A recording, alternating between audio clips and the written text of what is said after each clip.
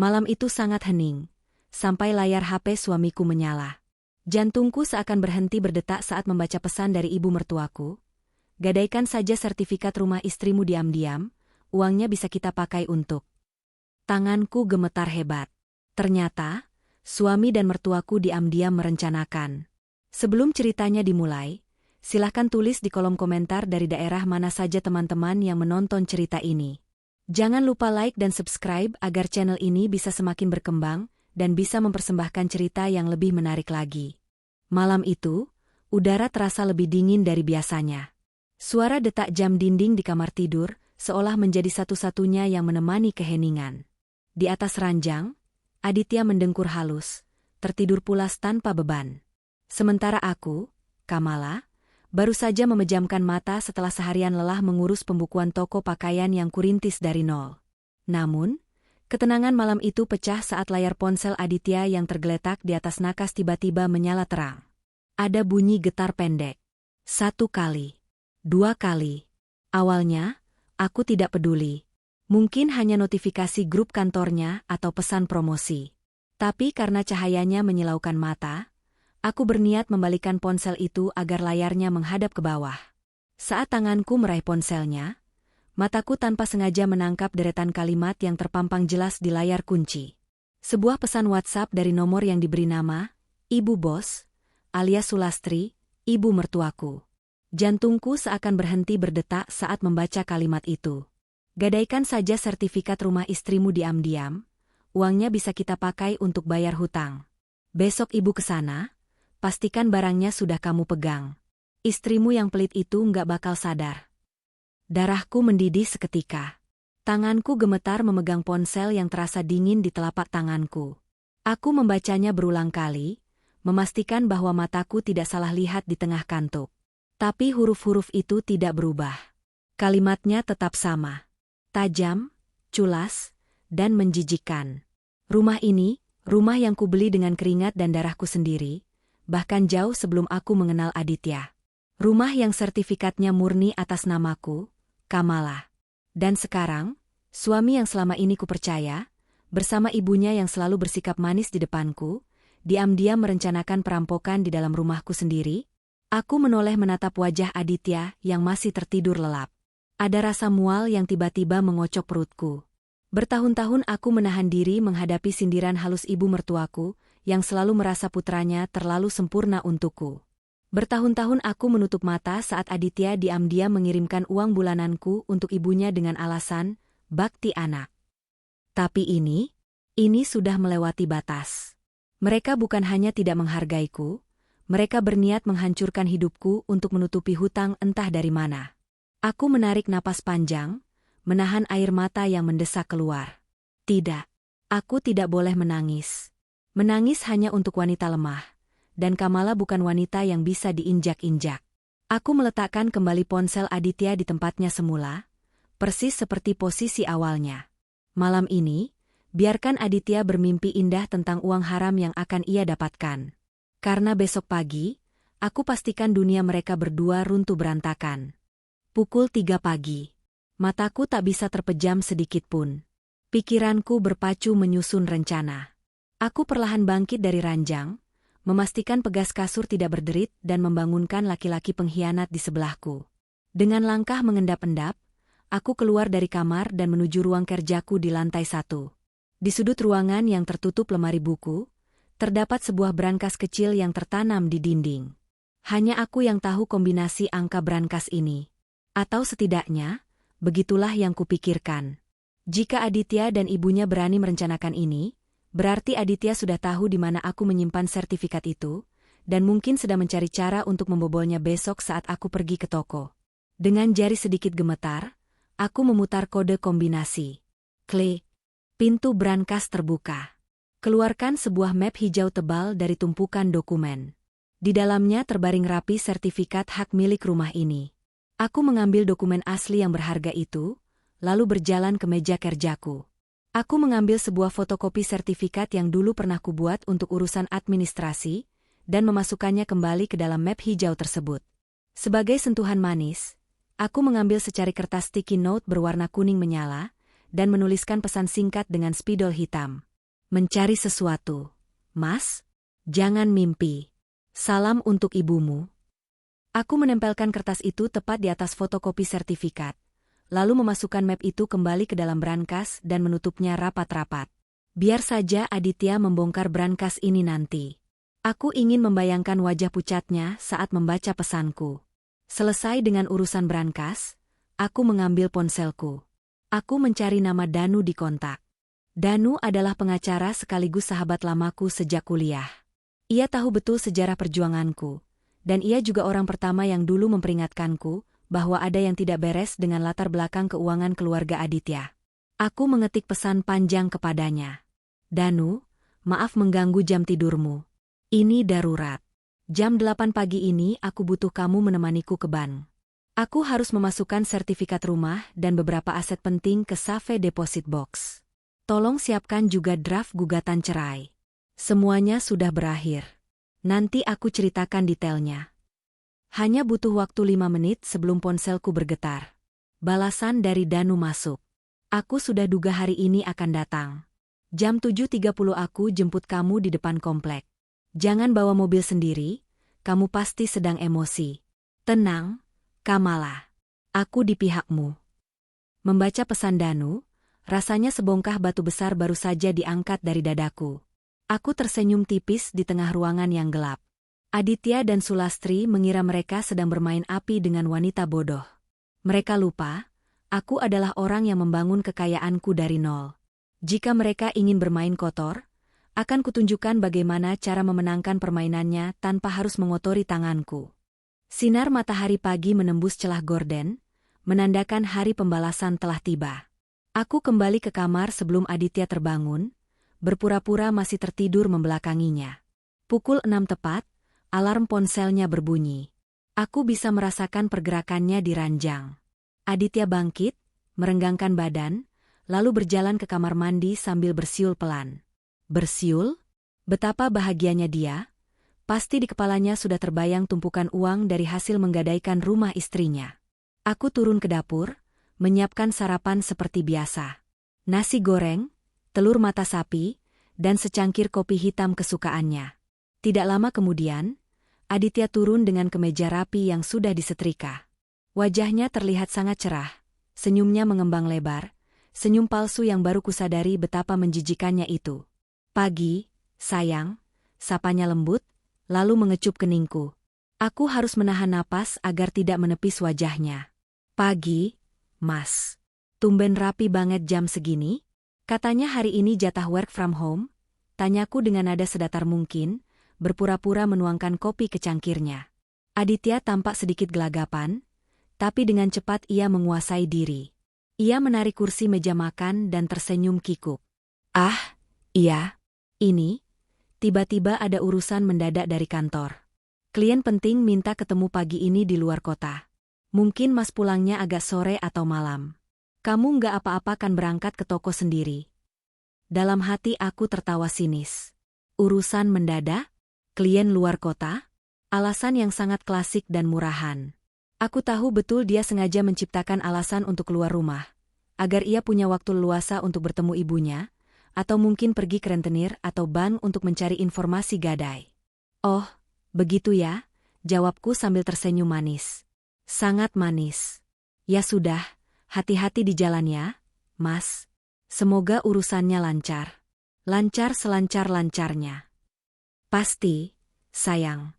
Nanti malam kalau urusanku selesai, kita makan di luar yuk? Mas traktir, janjinya dengan wajah tak berdosa. Boleh. Kita lihat saja nanti malam, jawabku santai. Setelah menghabiskan sarapannya dengan terburu-buru, Aditya berpamitan. Aku berdiri di ambang pintu, menatap mobilnya yang perlahan keluar dari garasi dan menghilang di ujung jalan komplek.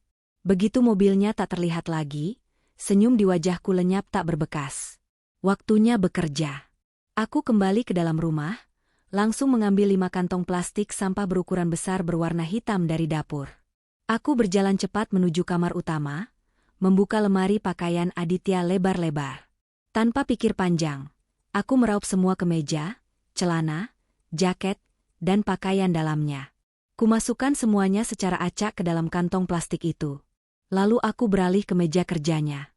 Jam tangan mahal yang kubelikan saat ulang tahunnya, koleksi parfum mewahnya, hingga konsol game yang selalu ia mainkan setiap akhir pekan. Semuanya masuk ke dalam plastik hitam. Aku tidak peduli ada yang lecet atau rusak. Barang-barang ini tidak ada harganya dibandingkan pengkhianatan yang mereka rencanakan. Setelah memastikan tidak ada satupun barang pribadinya yang tersisa di rumah ini, aku menyeret kelima kantong plastik raksasa itu ke teras depan, menyusunnya di sudut garasi seperti tumpukan rongsokan. Tepat pukul 7.30, mobil sedan Danu berhenti di depan pagar. Aku mengunci pintu rumah, melangkah keluar dengan setelan jas kerjaku, membawa tas berisi sertifikat asli dan dokumen berharga lainnya. "Semuanya aman?" tanya Danu dari balik kemudi saat aku masuk ke mobilnya. "Aman. Kita ke bank sekarang, kunci asetku. Setelah itu, kita tunggu pertunjukan utamanya siang ini di rumahku." Proses di bank berjalan sangat cepat berkat bantuan Danu. Sertifikat rumah, perhiasan peninggalan almarhumah ibuku, dan beberapa surat berharga lainnya kini aman berada di dalam safe deposit box dengan sistem keamanan tingkat tinggi. Setelah itu, aku menyempatkan diri mampir ke toko pakaianku sebentar untuk mengecek laporan harian, bersikap seolah tidak ada badai yang sedang meruntuhkan rumah tanggaku. Menjelang pukul 12 siang, aku memutuskan kembali ke rumah. Danu mengantarku, membawa map berisi dokumen hukum yang sudah kami siapkan semalaman. Aku meminta Danu untuk menunggu di dalam mobilnya yang diparkir agak jauh dari pagar rumah, berjaga-jaga jika aku butuh bantuan mendadak. Aku duduk di ruang tamu, menyeduh secangkir teh chamomile untuk menenangkan sarafku. Mata dan telingaku waspada, menunggu tamu tak diundang yang pasti akan segera tiba. Benar saja. Tepat pukul 1 siang, sebuah taksi online berhenti di depan pagar rumahku. Dari balik jendela bercelah gorden, aku melihat sosok Sulastri turun. Seperti biasa, penampilannya selalu mencolok mata. Ia mengenakan gamis sutra berwarna merah marun, kalung emas tebal yang melingkar di lehernya, dan gelang keroncong yang bergemerincing setiap kali ia menggerakkan tangan. Tas kulit imitasi bermerek menempel di lengannya. Penampilan yang selalu ia banggakan untuk menutupi fakta bahwa sebenarnya ia tidak punya apa-apa. Sulastri berjalan masuk melewati pagar yang memang sengaja tidak kugembok. Wajahnya terlihat berbinar-binar, langkahnya angkuh seperti seorang ratu yang sedang memeriksa wilayah kekuasaannya. Ia menoleh ke kanan dan ke kiri, mungkin heran melihat mobil Aditya tidak ada di garasi. Namun matanya belum menyadari keberadaan 5 kantong plastik sampah hitam besar yang berjejer rapi di sudut garasi, terhalang oleh pilar rumah. "Aditya? Kamala? Ada orang di rumah?" serunya dari teras, suaranya melengking memecah kesunyian siang itu. Ia tidak mengetuk pintu, melainkan langsung menekan gagang pintu utama yang ternyata tidak kukunci. Sulastri melangkah masuk ke ruang tamu tanpa permisi. Langkahnya terhenti saat melihatku duduk dengan tenang di sofa tunggal, menyilangkan kaki sambil menyesap teh, menatapnya dengan tatapan dingin. "Oh, kamu di rumah, Kamala?" tegurnya dengan nada sedikit kaget, namun dengan cepat ia memasang senyum palsu andalannya. "Ibu kira kamu di toko. Tumben siang-siang begini santai di rumah." "Iya, Bu. Tiba-tiba rasanya ingin pulang cepat. Ada urusan yang lebih penting dari sekadar mengurus toko," balasku datar, tanpa sedikit pun berniat berdiri untuk mencium tangannya seperti yang biasa kulakukan selama 3 tahun terakhir. Sulastri tampak tersinggung dengan sikapku yang acuh tak acuh, tapi ia menahannya. Mata elangnya liar menyapu sekeliling ruangan. "Aditya mana?" kata Aditya semalam dia. Maksud ibu, Aditya kok nggak kelihatan? Mobilnya juga nggak ada." Ia nyaris keceplosan. "Aditya bilang ada urusan luar kota pagi ini.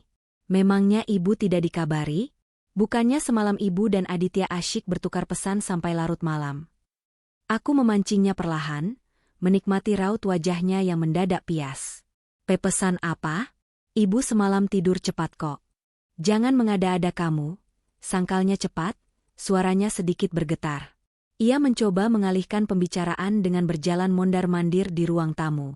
"Ibu kesini mau pinjam termos es besar punya kamu. Mau ada pengajian di rumah. Aditya pasti lupa kasih tahu kamu." Alasan yang sangat menyedihkan.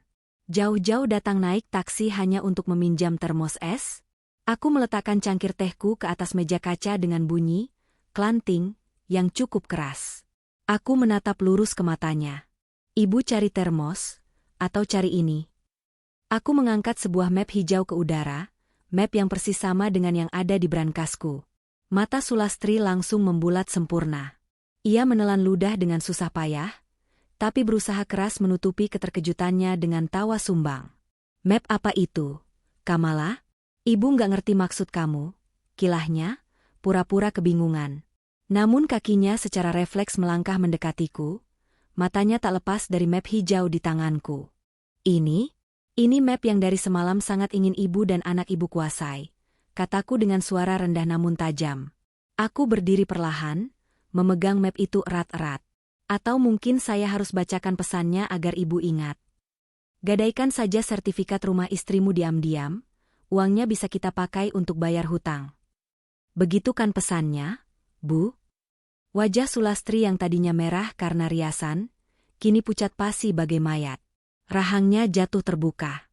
Ia mundur selangkah, napasnya mulai tak beraturan. Kamu sadap HP Aditya? Istri macam apa kamu, kelancangannya luar biasa. Bentaknya, mencoba menggunakan kemarahan untuk menutupi rasa paniknya. Saya tidak perlu menyadap untuk melihat kebusukan yang sengaja dipertontonkan di layar terang benderang. Kelancangan, ibu bilang. Aku tertawa sinis, langkahku perlahan maju mendekatinya, memaksanya mundur hingga ia berada di ambang pintu depan. Lalu apa sebutan untuk mertua dan suami yang bersekongkol mencuri sertifikat rumah hasil keringat menantunya sendiri? Maling? Perampok? Jaga mulutmu, Kamala, pekik Sulastri. Telunjuknya menuding tepat ke wajahku dengan gemetar. Rumah ini juga hak anakku. Dia suamimu, kepala keluarga. Apa yang menjadi milikmu adalah miliknya juga. Kami sedang butuh uang mendesak, dan kamu punya aset yang tidak terpakai. Sebagai istri, kamu harusnya sadar diri membantu suami, bukan pelit dan perhitungan. Membantu suami? Desisku tajam. Uang pembukuan toko yang diam-diam Aditya transfer ke rekening ibu setiap bulan. Saya diam. Uang gajinya yang tidak pernah utuh untuk rumah tangga, karena dipakai melunasi cicilan panci dan arisan ibu, saya tutup mata. Tapi ini rumah saya. Dibeli dari uang warisan almarhumah ibu saya, dan hasil keringat saya sendiri. Dan kalian berniat menggadaikannya untuk membayar hutang yang entah untuk gaya hidup siapa. Sulastri mendengus kasar, wajahnya kembali menantang. Terserah apa katamu. Aditya sudah tahu letak brankasmu. Kamu kira kamu bisa menyembunyikannya terus? Cepat serahkan map itu kepadaku sekarang juga, atau aku suruh Aditya menceraikanmu hari ini juga. Ancamnya dengan nada tinggi. Aku tersenyum lebar. Senyum yang membuat nyali Sulastri tampak menyusut seketika. Silakan, Bu. Buka map ini kalau ibu mau, kataku sambil melemparkan map hijau itu tepat ke dadanya. Dengan rakus dan tangan gemetar, Sulastri menangkap map itu dan membukanya dengan terburu-buru. Matanya mencari-cari kertas berhologram hijau pudar yang berharga itu. Namun saat ia menarik isinya keluar, yang ia dapati hanyalah lembaran kertas HVS biasa bergambar fotokopi hitam putih sertifikat, dan selembar sticky note kuning menempel di atasnya. Mencari sesuatu, Mas? Jangan mimpi. Salam untuk ibumu. Fotokopi? Pekik Sulastri histeris. Ia membolak-balik kertas itu seperti orang kesetanan. Di mana aslinya? Di mana kamu sembunyikan aslinya, dasar perempuan licik? Sertifikat aslinya sudah tertidur nyenyak di safe deposit box bank dengan keamanan berlapis yang tidak akan bisa ibu sentuh sampai kiamat. Jawabku tenang, melipat kedua tanganku di dada. Satu hal lagi soal perceraian. Ibu tidak perlu menyuruh Aditya menceraikan saya. Aku merogoh laci meja konsol di dekat pintu, mengambil sebuah map putih bersih yang tadi diantar oleh Danu, dan menyodorkannya ke hadapan Sulastri. Ini salinan draft gugatan cerai yang sudah didaftarkan pengacaraku pagi ini ke pengadilan agama. Saya yang menceraikan anak ibu, bukan sebaliknya. Dan ini, aku menunjuk lembaran kedua di dalam map putih itu, adalah surat somasi untuk mengosongkan rumah ini dalam waktu 1x24 jam. Kaki Sulastri goyah. Ia berpegangan pada kusen pintu agar tidak jatuh merosot. Matanya melotot menatap lembaran gugatan cerai dengan kop surat kantor hukum ternama di kota ini. Kamu gila, Kamala? Kamu mau mengusir suamimu sendiri? Kemana dia akan tinggal? Teriak Sulastri dengan suara serak, air matanya kini benar-benar tumpah. Namun bukan karena penyesalan, melainkan karena rencananya hancur berantakan. Tentu saja kembali ke rumah ibunya yang sangat mencintainya. Balasku santai. Aku melangkah keluar pintu, menuju sudut garasi, dan menendang salah satu kantong plastik hitam besar hingga isinya sedikit berhamburan, memperlihatkan jas kerja Aditya dan beberapa potong pakaian lainnya. Barang-barangnya sudah saya siapkan. Tolong ibu bawa pulang anak kesayangan ibu sekalian dengan barang rongsokannya ini. Suruh dia bayar hutang-hutang kalian pakai kemeja bekas ini, siapa tahu rentenirnya mau terima. Melihat tumpukan barang anaknya yang diperlakukan seperti sampah, pertahanan Sulastri benar-benar runtuh. Ia menjerit histeris, menangis sejadi-jadinya sambil memukul-mukul udara kosong. Perempuan iblis. Istri durhaka. Aku akan laporkan kamu. Aku akan buat hidupmu hancur, Kamala. Raungnya sambil jatuh terduduk di lantai teras, tak peduli tetangga di sebelah rumah mulai membuka jendela dan mengintip keributan ini. Aku menatapnya dingin dari atas, tak merasakan setitik pun rasa kasihan. Silakan melapor, Bu. Nanti kita lihat siapa yang akan lebih dulu masuk penjara. Istri yang mengamankan aset pribadinya, atau mertua dan suami yang terekam bukti merencanakan pencurian dan penipuan? Silakan angkat barang-barang itu sekarang, sebelum saya panggil satpam komplek untuk menyeret ibu keluar. Aku memutar tubuhku, melangkah masuk kembali ke dalam rumah. Dengan satu bantingan keras yang menggema, aku menutup pintu utama dan menguncinya rapat-rapat. Meninggalkan raungan histeri Sulastri di luar sana, menggema di bawah terik matahari siang yang panas. Babak pertama dari sandiwara busuk ini sudah selesai. Sekarang, mari kita lihat bagaimana mereka bertahan hidup tanpa uang, tanpa rumah, dan dengan rentenir yang menunggu di depan pintu mereka. Jeritan histeri Sulastri di depan terasku perlahan memudar, tergantikan oleh suara bising mesin mobil yang dipacu dengan kecepatan tinggi, memecah keheningan komplek perumahan siang itu. Dari balik gorden ruang tamu yang sedikit kusingkap, aku melihat sedan hitam milik Aditya mengerem mendadak tepat di depan pagar. Bunyi decit bannya terdengar kasar. Aditya melompat keluar dari mobil, bahkan sebelum mesinnya benar-benar mati. Wajahnya kusut masai, kemeja kerjanya yang tadi pagi licin kini berantakan. Ia pasti langsung memutar balik kendaraannya begitu ibunya menelepon sambil menangis meraung-raung. Ibu kenapa? Aditya berlari menghampiri Sulastri yang masih duduk ngesot di lantai garasi, diapit oleh 5 kantong plastik sampah raksasa berisi barang-barangnya. Sulastri langsung memeluk kaki putranya, menangis sejadi-jadinya seperti korban penggusuran. Istrimu gila, Dit, dia gila. Dia mengusir ibu. Dia mau menceraikan kamu dan membuang semua barang-barangmu seperti sampah.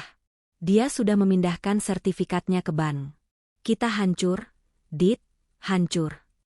Mendengar kata, sertifikat dipindahkan, aku bisa melihat dari kejauhan bagaimana bahu Aditya merosot tajam. Wajahnya yang tadi panik berubah menjadi pucat pasi. Ia menatap nanar ke arah tumpukan plastik hitam di dekat kakinya, lalu perlahan mengangkat wajahnya menatap pintu rumah yang terkunci rapat. Kamala.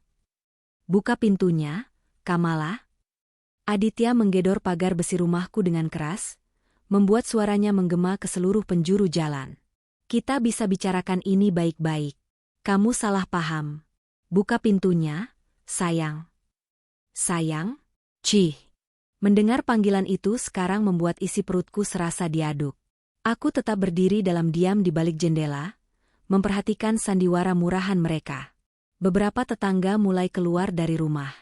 Bu Nining dari rumah seberang sudah berdiri di terasnya sambil memegang sapu, pura-pura menyapu padahal matanya awas memperhatikan. Pak Usman, ketua RT yang rumahnya berjarak 3 blok, kebetulan sedang lewat naik motor dan langsung berhenti. Buka, Kamala. Jangan permalukan aku di depan tetangga begini. Teriak Aditya lagi, kali ini nadanya mulai meninggi, campuran antara malu dan marah. Ia yang merencanakan pencurian sertifikat rumahku di tengah malam, tapi ia yang merasa dipermalukan? Logika laki-laki ini benar-benar sudah cacat. Aku mengambil ponselku, menekan nomor pos satpam komplek. Halo, Pak Tarjo? Ini saya, Kamala, Blok D nomor 8. Tolong ke rumah saya sekarang bersama satu rekan Bapak. Ada 2 orang yang membuat keributan di depan rumah saya dan menolak pergi. Ya, Tolong amankan barang-barang mereka juga keluar pagar. Terima kasih. Tak sampai 5 menit, Pak Tarjo dan seorang satpam bertubuh gempal tiba di depan rumahku menggunakan motor patroli. Wajah Aditya langsung berubah kaku saat melihat dua petugas keamanan berseragam itu turun dan mendekatinya. Maaf, Pak Aditya. Tolong jangan membuat keributan di sini. Tetangga pada terganggu, tegur Pak Tarjo tegas. Ini urusan rumah tangga saya, Pak Tarjo. Jangan ikut campur. Istri saya mengunci saya dari luar. Bantah Aditya, berusaha terlihat berwibawa meski suaranya bergetar. Bu Kamala sudah menghubungi kami, Pak. Beliau meminta Bapak dan Ibu ini untuk segera mengosongkan area properti beliau. Kalau Bapak punya urusan, silakan diselesaikan di pengadilan atau di luar area komplek. Mari, saya bantu angkat barang-barangnya, balas Pak Tarjo tanpa basa-basi. Rekan satpamnya langsung sigap mengangkat kantong-kantong plastik hitam itu dan meletakkannya di trotoar pinggir jalan, di luar pagar rumahku. Melihat barang-barangnya diperlakukan seperti itu, harga diri Aditya benar-benar hancur. Ia menatap sekeliling. Pasang mata tetangga menatapnya dengan tatapan menghakimi. Bisik-bisik mulai terdengar. Aditya sadar ia tidak bisa menang melawan rasa malu. Dengan wajah merah pada menahan amarah dan penghinaan, Aditya memapah ibunya yang masih meratap berdiri. Ia memasukkan Sulastri ke dalam mobil, lalu dengan kasar memasukkan kantong-kantong plastiknya ke bagasi dan kursi belakang. Sebelum masuk ke kursi kemudi, ia menatap tajam ke arah jendela tempatku berdiri, seolah tahu aku sedang menontonnya. Mobil itu melaju pergi, membawa serta parasit yang selama 3 tahun ini menggerogoti hidupku. Aku menghela napas panjang, menyandarkan keningku ke kaca jendela yang dingin. Rasanya lelah sekali, tapi ini baru permulaan. Sore harinya, Danu datang ke rumahku membawa 2 gelas kopi susu dingin dan setumpuk map dari kantornya. Aku membiarkannya masuk, dan kami langsung menuju ruang kerjaku. Ada satu hal yang mengganjal pikiranku sejak semalam. Untuk apa tepatnya mereka membutuhkan uang sebanyak itu sampai nekat ingin menggadaikan rumahku? Aditya itu manajer tingkat menengah. Gajinya lumayan. Selama ini dia tidak pernah menanggung biaya operasional rumah. Semua tagihan listrik, air, dan belanja bulanan pakai uangku dari hasil toko. Jadi, kemana larinya gajinya selama ini sampai dia bisa terlilit hutang? Tanyaku sambil membuka laptop lamaku. Itu yang akan kita cari tahu, jawab Danu seraya menyesap kopinya. Waktu kamu minta aku cek background keuangannya dulu sebelum kalian menikah. Memang ada beberapa tagihan kartu kredit yang lumayan besar, tapi statusnya lunas. Sekarang, mari kita lihat apa yang dia sembunyikan. Aku teringat sesuatu. Aditya punya kebiasaan buruk tidak pernah logout dari akun email pribadinya di laptop lamaku ini, laptop yang dulu sering ia pinjam sebelum ia membeli laptop kantor yang baru. Aku membuka browser, dan benar saja, akun emailnya masih terhubung. Aku dan Danu mulai menyisir kotak masuknya. Ketegangan memenuhi ruangan saat kami membuka satu persatu pesan dari bank. Ya Tuhan! Danu bergumam pelan. Matanya melebar menatap layar. Kamala, lihat ini. Aku mencondongkan tubuh. Di layar terpampang tagihan elektronik dari 3 kartu kredit yang berbeda. Semuanya maxed out, mencapai batas maksimal. Angkanya membuatku pusing. Puluhan juta rupiah. Tapi bukan itu yang membuatku mual, melainkan rincian transaksinya. Butik perhiasan, pembelian tas branded, tiket liburan ke Bali atas nama Sulastri dan 2 temannya. Aku membacakan deretan transaksi itu dengan suara bergetar. Aditya membelikan ibunya semua ini. Danu menggeser kursor, membuka folder, spam, dan trash. Di sana, mimpi buruk yang sebenarnya bersembunyi. Belasan email peringatan dari aplikasi pinjaman online, pinjol, legal maupun ilegal. Tagihan pinjaman tunai dengan bunga yang tidak masuk akal. Coba kamu cek rekening banknya melalui aplikasi internet banking, usul Danu. Kamu ingat passwordnya? Dia pakai tanggal lahir ibunya. Anak mami sejati, cibirku sambil mengetikkan angka-angka itu. Berhasil masuk.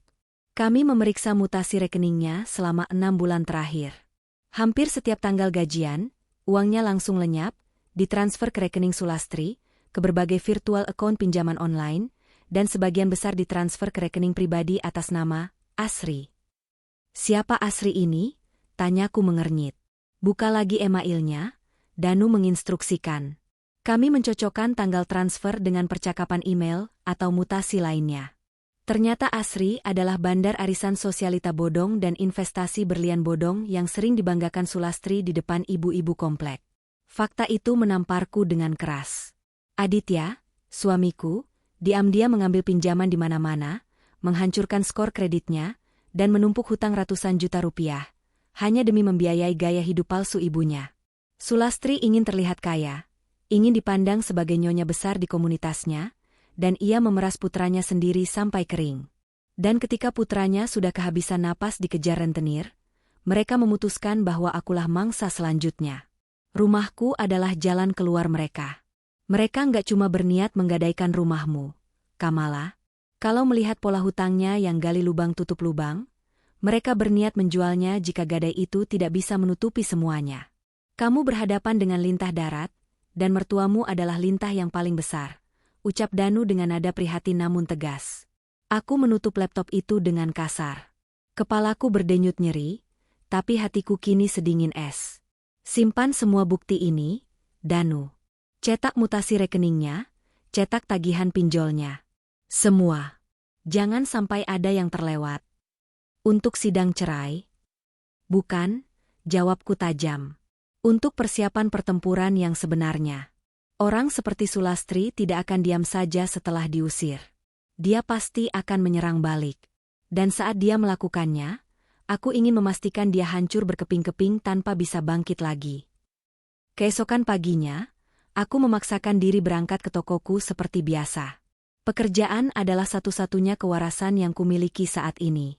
Toko pakaianku sedang ramai-ramainya karena ada peluncuran koleksi baju kerja wanita terbaru. Karyawanku sibuk melayani pelanggan di lantai bawah, sementara aku mengurusi pembukuan di lantai 2. Menjelang jam makan siang, salah satu pegawaiku, Tari, naik ke atas dengan wajah panik. Mbak Kamala, di bawah ada Mas Aditya. Dia maksa masuk ruang staf, katanya mau ketemu Mbak. Saya sudah bilang Mbak lagi sibuk, tapi dia teriak-teriak panggil nama Mbak. Lapor Tari dengan suara gemetar. Aku memijat pelipisku. Laki-laki ini benar-benar tidak punya urat malu. Biar saya yang hadapi. Kamu turun, amankan pelanggan, jangan sampai ada yang merasa tidak nyaman. Aku menuruni tangga dengan langkah perlahan namun mantap. Di tengah display manekin pakaian kerja elegan, Aditya berdiri dengan penampilan yang menyedihkan. Matanya merah, rambutnya berantakan, dan ia memakai kemeja yang sama dengan kemarin, yang pastinya diambil dari dalam kantong sampah itu. Melihatku turun, ia langsung menerobos staf toko dan berlari menghampiriku. Tanpa diduga, ia menjatuhkan dirinya ke lantai, berlutut tepat di depan kakiku. Beberapa pelanggan yang sedang memilih baju sontak berhenti dan menoleh, berbisik-bisik melihat tontonan gratis ini. Kamala, sayang, maafkan aku. Tolong aku, Kamala. Rengeknya, air mata mulai mengalir deras di pipinya. Ia mencoba meraih tanganku, tapi aku dengan cepat menariknya mundur. Berdiri, Aditya. Jangan buat lantai tokoku kotor dengan air mata palsumu. Desisku dengan suara rendah agar tidak terlalu menarik perhatian, namun cukup tajam untuk menembus telinganya. Aku minta maaf, Kamala. Aku hilaf. Aku ditekan sama ibu. Ibu yang terus-terusan minta uang untuk bayar arisan dan hutangnya. Aku nggak bisa nolak. Dia ibuku, Kamala. Aku anak satu-satunya.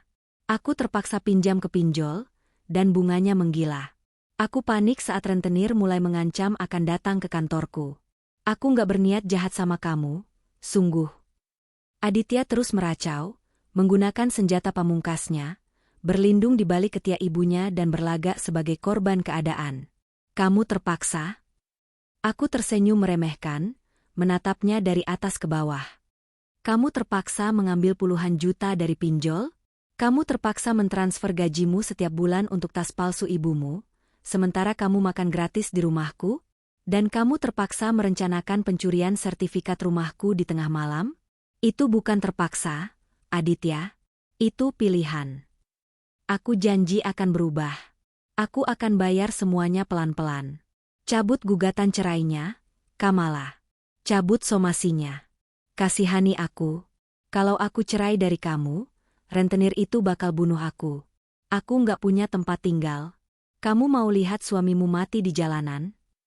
Ia mulai memeras emosiku, tatapannya memelas seperti anjing yang minta dipungut kembali.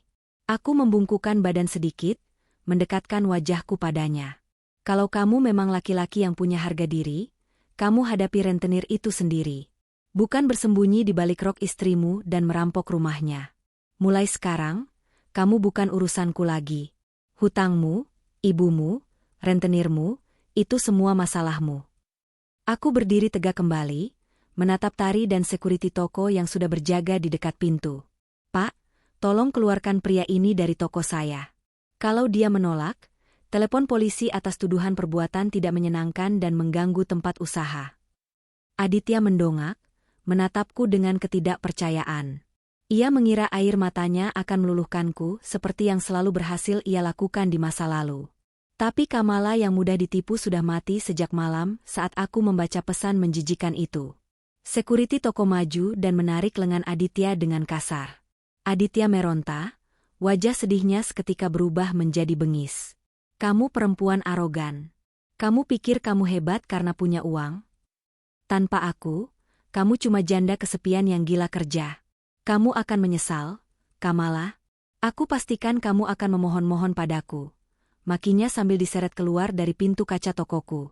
Aku merapikan kerah jasku, membalikkan badan, dan tersenyum ramah kepada para pelanggan yang masih mematung. Mohon maaf atas ketidaknyamanannya, ibu-ibu. Silakan dilanjutkan belanjanya. Ada diskon tambahan 10% untuk hari ini. Di dalam hati, aku tahu ancamannya barusan bukan sekadar gertak sambal. Aditya terlalu pengecut untuk bertindak sendiri, tapi di belakangnya ada Sulastri. Dan wanita ular itu pasti sedang menyiapkan racunnya. Dugaanku tidak meleset sedikit pun. 2 hari setelah kejadian pengusiran itu, badai sesungguhnya datang. Bukan dalam bentuk serangan fisik, melainkan dalam bentuk pembunuhan karakter yang terstruktur dan sistematis. Semuanya berawal saat aku sedang berbelanja sayur di minimarket depan komplek. Biasanya, ibu-ibu yang sedang memilih buah akan menyapaku ramah, basa-basi menanyakan kabar toko. Tapi pagi itu, suasana terasa sangat dingin. Saat aku mendekati lorong sayur, 2 orang ibu tetangga yang sedang mengobrol langsung terdiam. Mereka menatapku dengan ekor mata, lalu bergegas pergi menjauh seolah aku membawa virus menular. Bu Nining, yang sedang berada di kasir, bahkan memalingkan wajah saat aku tersenyum mengangguk padanya. Aku merasakan firasat buruk, tapi aku memilih mengabaikannya dan segera pulang. Sesampainya di rumah, ponselku yang tergeletak di meja dapur terus bergetar tanpa henti. Notifikasi puluhan pesan masuk bertubi-tubi dari satu grup WhatsApp, keluarga besar Joyo, grup keluarga besar mendiang ibuku, di mana aku, bibi-bibiku, paman-pamanku, serta sepupuku berkumpul. Tanganku sedikit ragu saat membuka layar. Jantungku berdetak lebih cepat saat membaca rentetan pesan yang sudah menumpuk di sana. Bude Harti, Kamala, ini Bude dengar kabar dari luar kok nggak enak banget ya? Beneran kamu ngusir Aditya dari rumah? Tante Rini, astagfirullah, Kamala. Istri macam apa kamu ini? Suami lagi sakit, lagi susah cari kerja, malah kamu usir dari rumah. Kamu lupa ya surga istri itu ada di bawah telapak kaki suami. Om Tono, kalau ada masalah rumah tangga itu dibicarakan baik-baik. Jangan sombong jadi perempuan, mentang-mentang punya penghasilan sendiri. Kasihan mertuamu sampai nangis-nangis di jalanan. Bude Harti, tadi pagi Bude ditelepon sama Bu Sulastri. Katanya dia sampai sujud-sujud di kakimu minta ampun supaya Aditya nggak diceraikan, tapi malah kamu tendang barang-barangnya. Terus katanya, kamu tega gitu karena kamu ada main sama pengacara itu? Siapa namanya? Danu? Darahku berdesir panas. Layar ponsel serasa membakar telapak tanganku. Sulastri benar-benar tidak main-main. Ia telah memutarbalikkan fakta dengan sangat keji. Ia memposisikan dirinya dan putranya sebagai korban kezaliman istri yang gila harta dan berselingkuh. Ia tahu aku tidak dekat dengan keluarga besarku setelah ibuku meninggal, jadi ia memanfaatkan celah itu untuk menghancurkan namaku di mata mereka. Pesan-pesan menghakimi terus mengalir. Sepupu-sepupuku yang bahkan tidak pernah menjengukku saat aku sakit pun ikut-ikutan menasihatiku tentang agama dan tata krama berumah tangga. Mereka menghakimiku berdasarkan air mata buaya dari seorang perempuan parubaya yang tak punya malu. Rasa marah, kecewa, dan sedih campur aduk menjadi satu. Kepalaku pening. Aku ingin berteriak, membalas satu persatu pesan mereka, mengetik makian dan membela diriku saat ini juga. Jariku sudah melayang di atas keyboard virtual, siap membalas pesan Bude Harti dengan amarah yang meledak-ledak. Tapi kemudian aku berhenti. Aku menarik napas panjang, memejamkan mata. Jangan terpancing emosi, Kamala. Emosi hanya akan membuatmu terlihat bersalah dan membenarkan narasi mereka. Jika aku membalas dengan kemarahan, Sulastri akan menang. Ia ingin memancingku agar aku terlihat sebagai perempuan kasar dan tidak beradab di depan keluargaku sendiri. Ia tidak punya bukti, ia hanya punya drama. Sedangkan aku punya sesuatu yang jauh lebih kuat dari sekadar air mata palsu. Aku punya fakta. Aku menghapus semua kalimat emosional yang sempat ku ketik. Aku keluar dari ruang obrolan itu, lalu membuka galeri ponselku. Aku mencari folder khusus yang sudah kusiapkan semalam bersama Danu. Folder yang berisi kejatuhan Sulastri. Aku duduk di kursi meja makan, menyiapkan mental. Aku harus memastikan seranganku terukur, tenang, dan mematikan. Tidak ada ruang untuk basa-basi atau perdebatan panjang. Biarkan bukti yang berbicara. Aku kembali membuka grup WhatsApp, keluarga besar Joyo. Pesan terakhir dari Tante Rini masih menyudutkanku. Kamu harusnya minta maaf sama mertuamu, Kamala. Jangan sampai kualat. Jari jemariku mulai menari di atas layar. Aku mengetik sebuah pesan pembuka yang sangat sopan dan tenang. Assalamualaikum Budhe, Tante, Om, dan semua keluarga besar Joyo. Maaf sebelumnya jika urusan rumah tangga saya membuat keributan di grup ini. Saya sangat menghargai perhatian dan nasihat dari keluarga semua. Namun, sebelum Budhe dan Tante mendengar cerita sepihak dari luar, izinkan saya menjelaskan mengapa saya mengambil keputusan tegas untuk berpisah dari Mas Aditya. Setelah mengirim pesan teks itu, aku menahan napas. Tanda, mengetik, dari beberapa bibiku langsung berhenti. Grup mendadak hening, menunggu kelanjutanku. Langkah pertama, mengirimkan bom utama. Aku melampirkan screenshot, tangkapan layar, pesan WhatsApp Sulastri kepada Aditya di malam kejadian. Pesan yang jelas-jelas bertuliskan perintah untuk menggadaikan sertifikat rumahku secara diam-diam. Aku menandai bagian teks itu dengan lingkaran merah agar terbaca dengan jelas. Ini adalah pesan dari Ibu Sulastri kepada suamiku, Mas Aditya, tepat pada pukul 1 pagi di hari saya mengusir mereka. Rumah yang saya tempati adalah murni hasil jeripayah saya sendiri dan warisan dari almarhumah ibu, yang sertifikatnya atas nama saya pribadi. Aku menunggu 1 menit. Membiarkan mereka membaca dan mencerna kata demi kata dari ibu mertua yang mereka bela mati-matian tadi. Belum ada satupun yang membalas. Mereka pasti sedang syok. Langkah kedua, mematikan narasi, suami dizalimi. Aku mengirimkan 5 lembar foto beruntun. Semuanya adalah screenshot tagihan dari berbagai aplikasi pinjaman online atas nama Aditya, serta mutasi rekening bank miliknya. Angka-angkanya terlihat jelas, dengan total nominal yang fantastis mencapai ratusan juta. Lalu, sebagai pukulan pamungkas, aku melampirkan bukti transfer dari rekening Aditya ke rekening Asri, lengkap dengan foto Sulastri yang sedang tersenyum lebar memamerkan tas mewah di acara arisan bodongnya. Foto yang kudapatkan dari media sosial teman arisannya. Mas Aditya tidak sedang sakit dan tidak sedang kesulitan mencari kerja. Beliau memiliki pekerjaan yang baik, namun gajinya habis dipotong rentenir dan pinjaman online. Uang tersebut tidak pernah masuk ke rumah tangga kami, melainkan digunakan untuk menutupi hutang arisan bodong dan gaya hidup Ibu Sulastri, seperti yang bisa dilihat dari mutasi rekening di atas. Terakhir, aku mengirimkan foto somasi dari pengacaraku. Karena saya menolak sertifikat rumah saya dicuri dan digadaikan untuk melunasi hutang mereka, saya dituduh durhaka dan difitnah berselingkuh dengan pengacara saya sendiri, yang kebetulan adalah sahabat saya sejak kuliah. Keputusan saya sudah bulat. Jika ada dari Budhe, Tante, atau Om yang merasa kasihan kepada Ibu Sulastri dan Mas Aditya, silakan hubungi beliau dan bantulah lunasi hutang rentenir mereka yang mencapai hampir 300 juta rupiah. Saya pamit undur diri dari grup ini, agar tidak menjadi sumber keributan. Wassalamualaikum. Begitu pesan terakhir terkirim, aku menekan tombol leave group, keluar dari grup. Aku meletakkan ponselku di atas meja dengan perasaan lega yang luar biasa. Nafasku terasa ringan. Seperti ada beban bertonton yang baru saja terangkat dari pundakku. Aku tidak tahu persis apa yang terjadi di dalam grup itu setelah aku keluar, tapi beberapa jam kemudian, ponselku berdering. Panggilan telepon dari Bude Harti. Aku membiarkannya berdering sampai mati. Lalu pesan masuk dari Tante Rini. Ya Allah, Kamala. Tante benar-benar nggak tahu kelakuan mertuamu sebusuk itu. Tante minta maaf ya Nduk, udah nuduh kamu yang enggak-enggak. Tadi Bude Harti langsung telepon Sulastri, dia gelagapan gak bisa jawab pas ditanya soal tagihan pinjol itu. Aku hanya tersenyum sinis membaca pesan itu dan tidak membalasnya. Orang-orang memang mudah sekali memihak pada siapa yang paling keras menangis. Tapi fakta selalu lebih nyaring daripada air mata.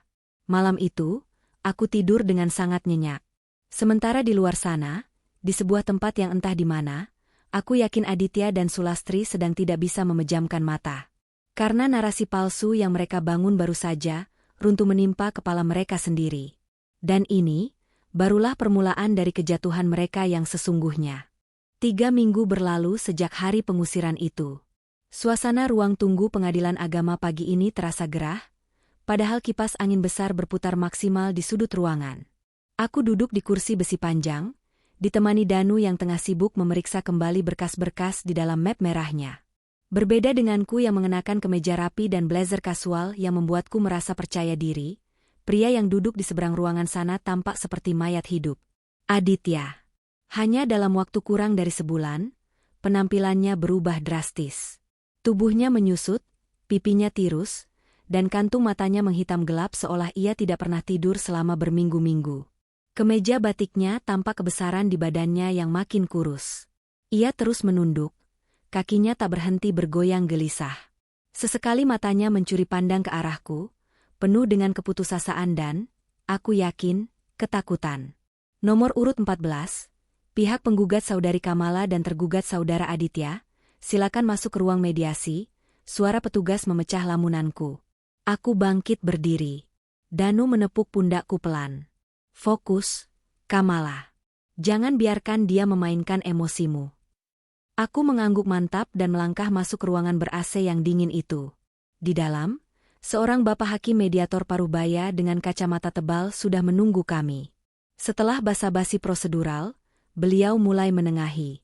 Jadi, Mbak Kamala bersikeras untuk melanjutkan gugatan cerai ini? Apakah tidak ada ruang untuk berdamai? Mengingat usia pernikahan kalian baru jalan 3 tahun, biasanya riak-riak kecil itu biasa. Mas Aditya juga di sini menyatakan keberatan untuk bercerai dan ingin memperbaiki semuanya. Ucap sang hakim mediator dengan nada bijak dan menyejukkan. Sebelum aku sempat membuka mulut, Aditya sudah mencondongkan tubuhnya ke depan, menangkupkan kedua tangannya di atas meja. Matanya berkaca-kaca menatapku. Kamala, tolong. Pak Hakim benar, kita bisa perbaiki ini. Aku tahu aku salah, aku hilaf. Aku janji akan potong kontak dengan teman-teman ibu yang bawa pengaruh buruk. Aku akan cari kerja tambahan untuk lunasi hutang-hutangku. Tolong, jangan tinggalkan aku di saat aku sedang hancur begini. Aku masih suamimu, aku masih sayang sama kamu. Suaranya parau, nyaris seperti rintihan. Aku menatapnya lurus. Dulu, mungkin aku akan luluh melihat air mata itu. Tapi sekarang, yang kulihat hanyalah seorang pengecut yang sedang mencari tempat bersembunyi. Pak Hakim, suaraku keluar dengan tenang, stabil, dan dingin. Riak kecil dalam rumah tangga itu kalau suami lupa menaruh handuk pada tempatnya, atau masalah beda pendapat soal keuangan sehari-hari. Tapi kalau suami bersekongkol dengan ibu kandungnya untuk mencuri aset pribadi istri, lalu berniat menggadaikannya untuk melunasi hutang pinjaman online ratusan juta yang dipakai untuk gaya hidup foya-foya, itu bukan riak kecil. Itu tsunami, Pak. Aku membuka tasku, mengeluarkan lembaran bukti cetak screenshot percakapan WhatsApp malam itu, dan meletakkannya tepat di hadapan hakim mediator.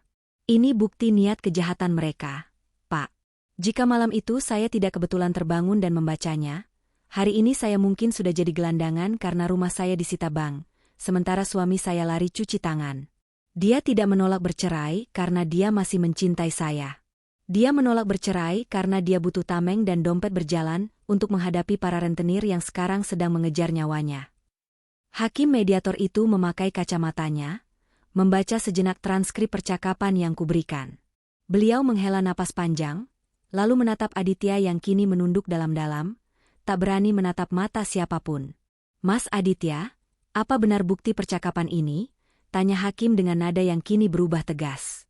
Aditya membuka mulutnya, tapi tidak ada suara yang keluar. Ia hanya menelan ludah, wajahnya semakin pias. "Mediasi ini gagal," ucapku final sambil berdiri. "Saya tidak akan mundur 1 sentimeter pun.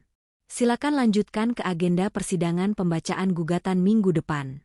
"Permisi, Pak Hakim." Aku melangkah keluar dari ruangan itu tanpa menoleh lagi. Di ambang pintu, aku bisa mendengar isakan tertahan dari Aditya. Tangisan seorang pengecut yang akhirnya sadar bahwa pintu penyelamatannya telah benar-benar tertutup rapat. Kabar tentang kehancuran keluarga Sulastri sampai ke telingaku seminggu kemudian, dan itu bukan dari Aditya, melainkan dari Tante Rini yang masih punya kontak dengan beberapa kenalan di lingkungan rumah mertuaku.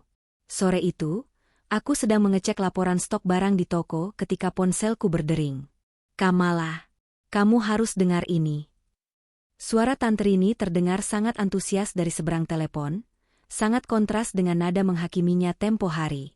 "Tante baru saja ditelepon sama Bu Yayuk, teman arisan Tante yang rumahnya satu blok sama mertuamu.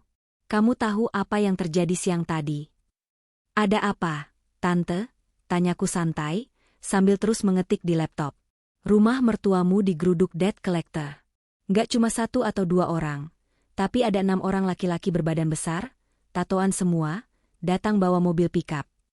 Tante Rini bercerita dengan menggebu-gebu, seolah sedang melaporkan siaran langsung pertandingan sepak bola. Tanganku berhenti mengetik. Aku menyandarkan punggung ke kursi. "Lalu?" "Katanya mereka itu orang suruhan bos pinjol ilegal dan rentenir pasar. Aditya kan hutangnya di mana-mana. Karena di telepon nggak pernah diangkat, mereka langsung datang ke rumah Sulastri. Mereka gedor-gedor pagar sampai gemboknya jebol. Sulastri teriak-teriak histeris, tapi orang-orang itu nggak peduli. Mereka langsung masuk dan angkat semua barang berharga di rumah itu." Aku bisa membayangkan pemandangannya dengan sangat jelas. Sulastri, yang selama ini selalu berjalan membusungkan dada memamerkan gelang emas dan tas bermereknya di depan tetangga, kini harus menanggung malu yang tak terbayangkan. "Terus, Aditya di mana saat kejadian?" tanyaku penasaran. "Nah, itu dia masalahnya. Aditya lagi kerja." Begitu Sulastri nelepon sambil nangis-nangis, Aditya pulang. Tapi begitu sampai di gang rumahnya dan lihat preman-preman itu lagi ngangkutin TV, kulkas, sampai sofa kulit ke atas pikap, Aditya malah nggak berani turun dari motor ojeknya. Dia putar balik, kabur ninggalin ibunya sendirian ngadepin rentenir. Aku tertawa miris. Benar-benar pengecut sejati. Aditya hanya berani menindas orang yang menurutnya lebih lemah, seperti aku. Tapi saat dihadapkan pada konsekuensi nyata dari perbuatannya, ia lari terbirit-birit. Bu Yayuk bilang, Sulastri sampai sujud-sujud di aspal, "Kamala." Dia mohon-mohon supaya tas branded koleksinya nggak dibawa. Kamu tahu apa kata premannya? Premannya ketawa keras banget di depan orang sekampung. Katanya, "Tas apaan ini, Bu?" "Ini MAH tas KW super beli di Mangga 2. Utang ratusan juta gaya lu selangit, barang aja palsu semua." Malunya itu loh, Kamala.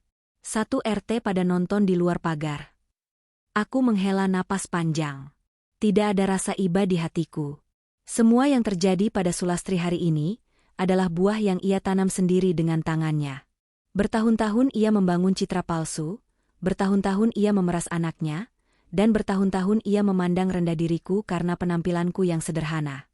Kini, topeng sosialitanya telah dirobek paksa di hadapan publik. Itu konsekuensi dari perbuatan mereka sendiri, Tante. Biarkan saja. Itu bukan urusan Kamala lagi. Potongku halus, mengakhiri laporan Tante Rini. "Iya, enduk. Tante cuma mau kasih tahu aja. Kamu yang sabar ya. Keputusanmu cerai dari laki-laki benalu kayak gitu udah paling benar." "Ya sudah, Tante tutup dulu." Sambungan telepon terputus. Aku menatap layar ponselku yang kembali gelap. Harta benda Sulastri sudah ludes disita untuk membayar bunga yang mencekik. Mobil Aditya pasti akan menjadi target selanjutnya. Mereka kini benar-benar terpojok, seperti tikus got yang terjebak di gang buntu. Dan hewan yang terpojok biasanya akan melakukan hal-hal yang sangat nekat dan tidak rasional. Aku harus lebih waspada. Perasaanku terbukti benar. Keputusasaan adalah racun yang bisa mematikan akal sehat seseorang. Sejak sidang mediasi itu, aku tidak tinggal diam. Aku menghubungi teknisi keamanan untuk meningkatkan sistem di rumahku.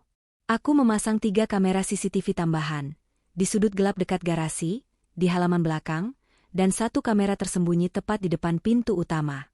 Bukan hanya itu, aku juga memasang sensor gerak di setiap jendela lantai 1 dan pintu masuk, yang terhubung langsung ke alarm bersuara nyaring dan notifikasi ke ponselku, serta pos satpam komplek. Malam itu, hujan turun sangat deras. Petir menyambar bersahut-sahutan, meredam segala suara dari luar. Aku sedang membaca buku di ranjang, menikmati hangatnya selimut tebal dan secangkir coklat panas. Jam di dinding menunjukkan pukul 1 dini hari. Tiba-tiba, layar ponselku di atas nakas menyala, menampilkan notifikasi berwarna merah dari aplikasi keamanan rumah. Peringatan, gerakan terdeteksi di kamera 3, halaman belakang. Darahku berdesir. Aku segera meletakkan bukuku dan menyentuh layar ponsel. Tampilan video hitam putih dari mode Night Vision CCTV muncul di layar. Di tengah guyuran hujan lebat, sesosok bayangan manusia berjas hujan hitam sedang memanjat tembok belakang rumahku yang berbatasan dengan lahan kosong. Sosok itu melompat turun ke halaman berumput, mendarat dengan agak canggung, lalu mengendap-endap mendekati pintu kaca dapur. Meski wajahnya tertutup tudung jas hujan, dari postur tubuh dan cara berjalannya, aku tahu pasti siapa bajingan yang berani menerobos masuk rumahku di tengah malam begini. Aditya. Ia pasti sudah benar-benar kehabisan akal. Dikejar rentenir, gajinya disita, ibunya menangis meminta uang. Karena tidak bisa mendapatkan sertifikat rumah, ia nekat datang untuk mencuri apapun yang bisa diuangkan dengan cepat. Mungkin perhiasanku, laptop kerjaku, atau brankas kecil yang ia kira masih berisi barang berharga. Ia sangat tahu seluk-beluk rumah ini. Ia tahu pintu kaca dapur memiliki kunci slot tua yang agak longgar. Apa yang ia tidak tahu adalah, sehari setelah aku mengusirnya, aku telah memanggil tukang untuk mengganti semua kunci di rumah ini dan memasang sensor di setiap sudutnya. Di layar ponsel, aku melihat Aditya mengeluarkan semacam obeng dari saku jas hujannya. Ia mulai mencongkel celah pintu kaca dapur. Wajahnya tegang, sesekali menoleh ke belakang memastikan tidak ada yang melihat. Aku tersenyum dingin di dalam kamar yang gelap. Jari telunjukku melayang di atas tombol merah berlogo lonceng di layar aplikasi keamananku. Aku membiarkannya berjuang selama 5 menit, membiarkannya merasa yakin bahwa usahanya akan berhasil. Klik. Pintu kaca dapur itu sedikit terbuka. Aditya menghela napas lega, terlihat dari bahunya yang menurun. Ia melangkah masuk, menginjakan sepatunya yang basah dan berlumpur ke atas lantai ubin dapurku yang bersih. Tepat saat kedua kakinya berada di dalam rumah, aku menekan tombol merah di ponselku. TT, TT, TT, TT. Suara alarm berkekuatan tinggi meledak memecah kesunyian rumah. Bunyinya begitu nyaring dan memekakan telinga, mirip sirine peringatan kebakaran pabrik. Tak hanya suara, lampu tembak LED berwarna putih terang yang sengaja kupasang di area dapur dan halaman belakang menyala serentak, menyilaukan mata seperti kilat yang menyambar di dalam ruangan. Di layar CCTV, aku melihat Aditya melonjak kaget seolah baru saja disetrum arus tegangan tinggi. Ia menjatuhkan obengnya. Panik melanda dirinya seketika. Ia mencoba berbalik untuk lari keluar lewat pintu yang baru saja ia congkel, tapi kakinya tersandung karpet keset yang basah. Ia jatuh terjerembab dengan wajah menghantam lantai dapur. Aku tidak menunggu lebih lama. Aku memakai piyama panjangku, mengambil tongkat pemukul kasti dari kuningan yang selalu kusimpan di bawah ranjang sebagai senjata berjaga-jaga, lalu melangkah keluar kamar. Aku menuruni tangga dengan perlahan, tidak terburu-buru. Suara alarm masih meraung-raung. Saat aku sampai di ujung tangga lantai 1, Aditya baru saja berhasil berdiri, memegangi hidungnya yang tampaknya berdarah akibat benturan tadi. Ia menatapku dengan mata terbelalak lebar, napasnya memburu, seperti maling amatir yang tertangkap basah oleh pemilik rumah. Kamala. Suaranya bergetar hebat, nyaris tak terdengar di bawah suara bising alarm. Jas hujannya basah kuyup, meneteskan air berlumpur ke lantai rumahku. Aku berjalan mendekatinya, tongkat kasti tergenggam erat di tangan kananku. Sorot mataku tajam, tidak ada setitik pun rasa takut. Mencari barang bekas lagi, Aditya? Sayang sekali, semua sampahmu sudah kubuang ke depan pagar minggu lalu, desisku tajam. Aku cuma. Ia gelagapan, matanya liar mencari jalan keluar. Ia mundur beberapa langkah saat melihat tongkat di tanganku. Matikan alarmnya, Kamala. Tolong matikan. Nanti tetangga bangun. Itu memang tujuannya. Bodoh, balasku sinis. Benar saja. Suara sirene yang tersambung langsung ke pos penjagaan membuat Pak Tarjo dan rekannya, Anton, datang kurang dari 3 menit. Dari arah depan, terdengar suara gedoran keras di pagar, disusul suara langkah kaki berlari ke arah belakang rumah. Lampu senter menyorot terang dari halaman belakang, menembus kaca pintu dapur. Jangan bergerak. Angkat tangan, teriak Anton, satpam yang lebih muda dan tegap, sambil mengacungkan pentungan karetnya ke arah Aditya dari luar pintu kaca. Pak Tarjo menyusul di belakangnya dengan napas terengah-engah, memegang HT yang terus berbunyi. Melihat satpam sudah mengepungnya, Aditya benar-benar kehilangan harapan. Lututnya lemas. Ia merosot jatuh ke lantai, mengangkat kedua tangannya dengan pasrah.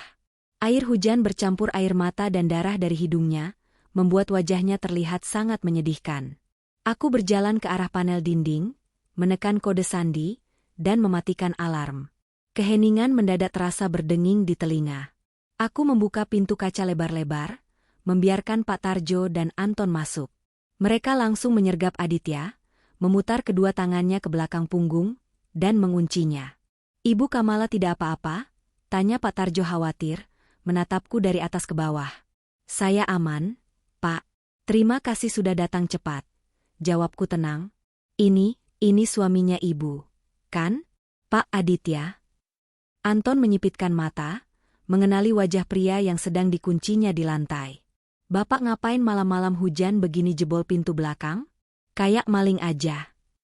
Dia memang maling, Mas Anton, jawabku lugas.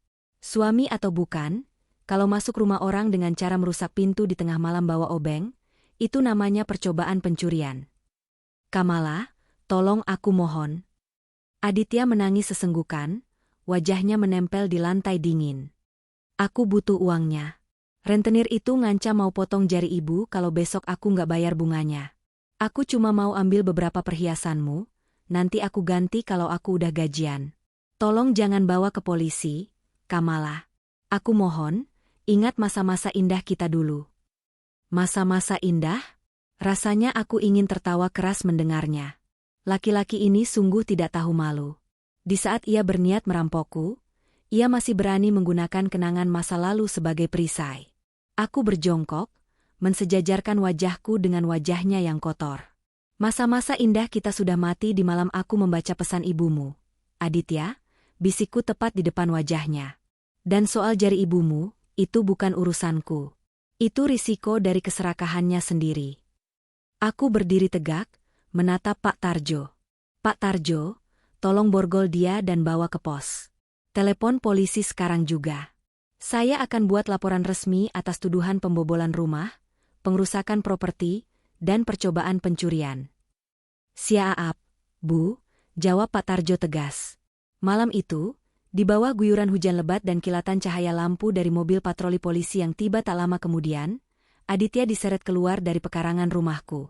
Beberapa tetangga yang terbangun karena suara alarm berdiri di teras rumah mereka masing-masing, menyaksikan mantan suamiku dimasukkan ke dalam mobil polisi dengan tangan terborgol. Reputasinya hancur lebur malam itu. Tamat sudah riwayat Aditya. Kantor polisi sektor, Polsek, di kecamatan kami terasa pengap dan berbau campuran kopi murah serta asap rokok pagi itu. Aku duduk di depan meja penyidik, baru saja selesai menandatangani berita acara pemeriksaan, BAP, dan menyerahkan rekaman CCTV serta bukti kerusakan pintu belakang sebagai barang bukti. Aditya resmi ditahan di sel sementara sambil menunggu proses pemberkasan. Kasusnya kuat, Buktinya jelas. Tidak ada jalan keluar untuknya kali ini. Saat aku memasukkan kembali dokumen-dokumenku ke dalam tas bersiap untuk pulang, keributan terdengar dari arah pintu masuk polsek. Anakku. Di mana anakku? Aditya. Suara lengkingan yang sangat kukenal itu membuat penyidik di depanku mengernyitkan dahi. Aku menoleh perlahan. Dari pintu masuk, Sulastri berlari tertatih-tatih. Penampilannya sungguh memprihatinkan. Tidak ada lagi gamis sutra mahal, tidak ada perhiasan emas yang bergelantungan di lehernya, tidak ada tas kulit imitasi yang disandangnya. Ia hanya memakai daster katun luntur berwarna hijau kusam, rambutnya acak-acakan tidak disisir, dan wajahnya terlihat menua 10 tahun hanya dalam waktu 1 bulan. Matanya sembab dan merah, langkahnya gontai seperti orang yang kehilangan akal. Ibu, tolong tenang. Ini kantor polisi, jangan teriak-teriak, tegur petugas piket di meja depan. Tapi mata Sulastri sudah terlanjur menangkap sosokku yang sedang berdiri di dekat meja penyidik. Bagaikan banteng melihat kain merah, ia setengah berlari menghampiriku. Aku bersiap untuk mundur, mengira ia akan menyerangku seperti biasa. Namun, hal yang terjadi selanjutnya sungguh di luar dugaan. Jarak 2 meter di depanku, lutut Sulastri mendadak lemas. Ia ambruk ke lantai, menjatuhkan harga dirinya yang selama ini setinggi langit, dan mulai bersujud, merangkak mendekati kakiku. Kamala, Kamala, ibu mohon, nak, ibu mohon. Tangisnya pecah, suaranya serak menyayat hati. Ia mencoba meraih ujung sepatuku, tapi aku melangkah mundur, menjauhkan diriku dari sentuhannya. Seluruh polisi dan orang-orang di ruangan itu terdiam, menatap drama yang sedang tersaji. Cabut laporannya, Kamala, lepaskan Aditya. Dia anak ibu satu-satunya, Kamala. Kalau dia dipenjara, siapa yang akan mengurus ibu? Siapa yang akan bayar hutang-hutang ibu? Rentenir itu, mereka menyita semuanya. Rumah ibu mau disita ban minggu depan. Ibu nggak punya apa-apa lagi, Kamala. Tolong, lepaskan suamimu. Ibu yang salah. Ibu yang suruh dia. Hukum ibu saja, jangan Aditya. Ratap Sulastri, memukul-mukul lantai semen kantor polisi itu dengan kedua tangannya yang kini tampak keriput dan gemetar. Aku menatap perempuan paruh baya di bawah kakiku ini. Dulu, tatapan merendahkannya selalu membuatku merasa kecil dan tidak berharga. Dulu, mulut berbisanya selalu mencari-cari kesalahanku sekecil apapun. Kini, wanita sombong itu hancur, memohon belas kasihan pada orang yang paling ia benci. Aku menarik napas panjang, menekan segala emosi yang bergolak di dadaku. Aku tidak akan membiarkan air matanya memanipulasiku. Bangun, Bu, kataku dengan suara datar yang menggema di ruangan sunyi itu. Jangan mempermalukan diri ibu sendiri lebih jauh. Sulastri mendongak. Wajahnya basah oleh air mata dan ingus. Tatapannya memancarkan keputusasaan yang absolut. Kamu mau uang? Nanti ibu cari pinjaman lagi, ibu ganti pintu rumahmu yang rusak. Asal cabut laporannya, Kamala. Ibu janji, setelah ini kami nggak akan ganggu kamu lagi. Ibu akan pergi jauh bawa Aditya. Tolong, kasihani mertuamu ini. Aku menatapnya dengan dingin. Ibu masih berani menyebut diri ibu mertuaku? Setelah ibu menyuruh anak ibu merampokku? Setelah ibu menyebar fitnah kejut ke keluarga besarku? Setelah ibu menikmati hasil jerih payahku bertahun-tahun sambil menghinaku di belakang punggungku? Kata-kataku meluncur tajam, menusuk tepat ke jantungnya. Sulastri terdiam, isakannya tertahan di tenggorokan. Kasihan, lanjutku, suaraku mengeras. Di mana rasa kasihan ibu saat ibu menyuruh Aditya menggadaikan sertifikat rumahku? Di mana rasa kasihan ibu saat ibu tahu uang yang ibu pakai pamer arisan itu adalah hasil hutang pinjol berbunga tinggi yang mencekik leher anak ibu sendiri? Ibu tidak pernah kasihan pada siapapun kecuali pada diri ibu sendiri. Tapi dia suamimu, Kamala. Tega kamu memenjarakan orang yang pernah tidur satu ranjang denganmu? Sulastri mencoba menggunakan kartu terakhirnya, mencoba membalikan rasa bersalah kepadaku. Dia bukan suamiku lagi. Pengadilan akan memutuskannya minggu depan. Jawabku mantap, tanpa keraguan sedikitpun. Dan dia masuk penjara bukan karena saya, Bu. Dia masuk penjara karena dia memilih menjadi maling. dan karena dia punya ibu yang mengajarinya bahwa mencuri itu dibenarkan demi menutupi rasa gengsi. Aku menundukkan sedikit kepalaku, menatap lurus ke dalam mata Sulastri yang membelalak. Dengar baik-baik, Bu. Laporan polisi ini tidak akan pernah saya cabut. Aditya akan mempertanggungjawabkan perbuatannya secara hukum atas tindak pidana pencurian dengan pemberatan. Dan soal hutang-hutang ibu, selamat menghadapi rentenir itu sendirian. Karma datang lebih cepat dari yang ibu kira, kan? Aku membalikan badan, berjalan melewati Sulastri yang kini hanya bisa mematung menatap lantai, tak mampu lagi mengucapkan sepatah kata pun. Isakannya berubah menjadi rintihan panjang yang menyedihkan, meratapi kebodohan dan keserakahannya sendiri. Aku melangkah keluar dari pintu kantor polisi. Udara pagi yang sejuk menyapu wajahku. Sisa hujan semalam meninggalkan wangi tanah basah yang menyegarkan.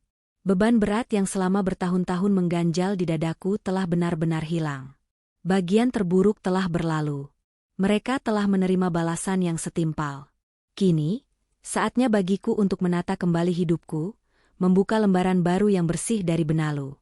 Bunyi besi beradu dengan besi memecah keheningan kompleks perumahan tempat Sulastri tinggal. Suara itu berasal dari sebuah palu godam yang dihantamkan ke gembok pagar besi rumahnya. Matahari bersinar terik, seolah sengaja menyorot tajam ke arah panggung penderitaan yang sedang berlangsung siang itu. Di halaman depan, Sulastri berdiri mematung. Wajahnya pias, bibirnya bergetar hebat. Di hadapannya, berdiri dua orang petugas jurusita dari bank, didampingi oleh beberapa pria berbadan tegap dan aparat kepolisian setempat.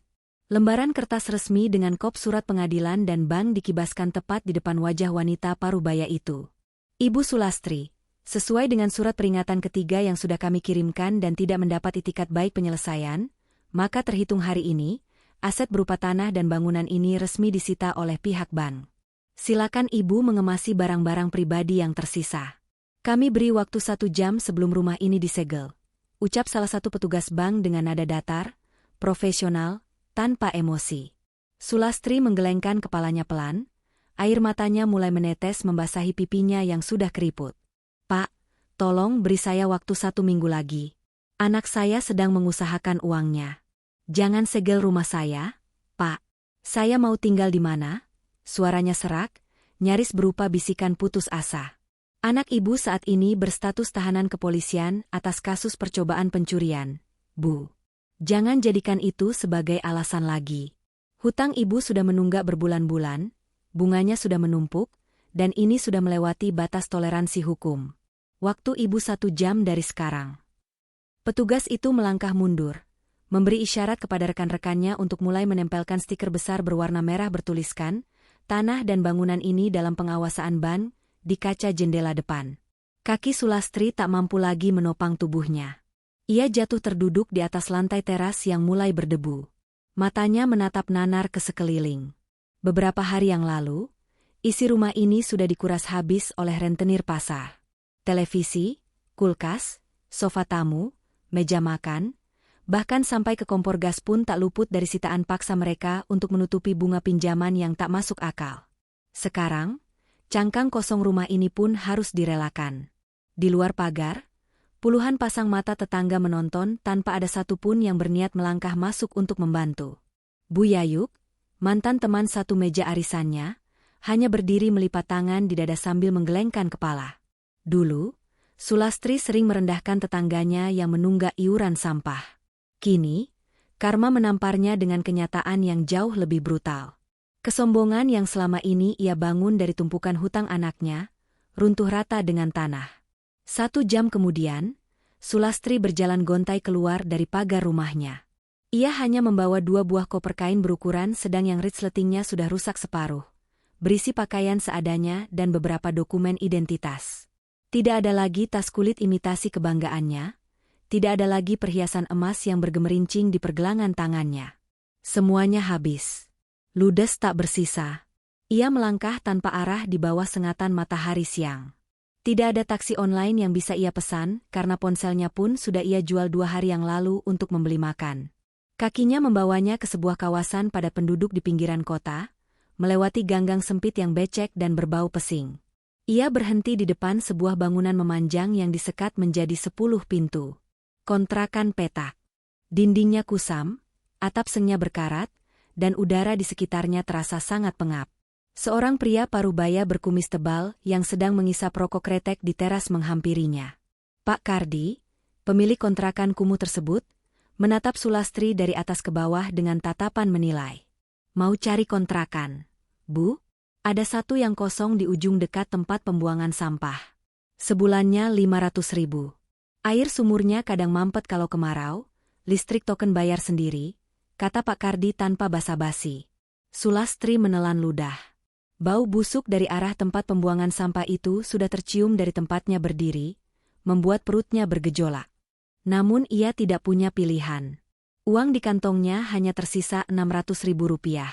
Boleh saya lihat dulu, Pak? Tanyanya lemah. Pak Kardi mendengus. Nggak usah lihat-lihat kalau uangnya nggak ada. Di sini peraturannya ketat. Bayar di muka, baru saya kasih kunci. Nggak terima kasbon. Kalau mau, bayar sekarang. Kalau nggak, silakan jalan lagi.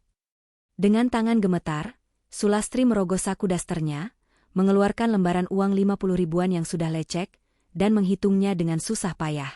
Ia menyerahkan seluruh uang sewa itu kepada Pak Kardi. Tersisa 100.000 rupiah untuk hidupnya entah sampai kapan. Pria itu menerima uangnya, menghitungnya sekilas, lalu melemparkan sebuah anak kunci berkarat ke telapak tangan Sulastri. Sulastri menyeret kopernya menuju pintu paling ujung. Saat ia membuka pintunya, udara lembab dan bau apek langsung menyergap hidungnya. Ruangan itu hanya berukuran 3 kali 4 meter. Tidak ada perabotan apapun selain tikar pandan tipis yang tergelar di lantai semen yang retak-retak. Di sudut ruangan, terdapat sebuah kamar mandi kecil tanpa pintu, hanya ditutupi tirai plastik yang sudah berjamur. Sulastri meletakkan kopernya. Ia duduk bersimpuh di atas tikar pandan yang keras itu. Dinding yang mengelilinginya terasa seperti penjara yang mengurungnya dalam kemiskinan dan penyesalan. Di ruangan sempit dan bau inilah, ia menyadari dengan sangat menyakitkan bahwa sandiwara hidup mewahnya telah benar-benar tamat. Tangisannya meledak, menggema memantul di dinding kontrakan yang dingin, namun tak ada satupun orang yang peduli untuk mendengarnya. Sementara Sulastri meratapi nasibnya di dalam kontrakan petak yang pengap, aku duduk di ruangan ber-AC yang sejuk di pengadilan agama. Udara di sini terasa sangat kontras dengan badai yang selama berbulan-bulan ini menghantam hidupku. Hari ini adalah hari penentuan. Hari di mana semua benang merah yang mengikatku dengan masa lalu akan diputus secara resmi oleh negara. Aku mengenakan setelan blazer berwarna navy, dengan riasan wajah natural namun tegas. Danu duduk di sebelahku, sesekali merapikan tumpukan dokumen di atas meja. Ruang sidang siang ini terasa lebih lengang. Di kursi tergugat, sebuah kursi kayu dengan bantalan merah itu kosong melompong. Aditya tidak hadir. Tentu saja, ia tidak mungkin bisa hadir mengingat statusnya yang kini mendekam di balik jeruji besi sel tahanan kepolisian. Kehadirannya pun sudah tidak diperlukan lagi, karena proses ini akan dilanjutkan secara fair stake, putusan yang dijatuhkan tanpa kehadiran pihak tergugat. Saudari penggugat, Kamala, suara bariton majelis hakim menggema di ruangan melalui mikrofon kecil di depannya. Beliau membolak-balik berkas tebal di tangannya.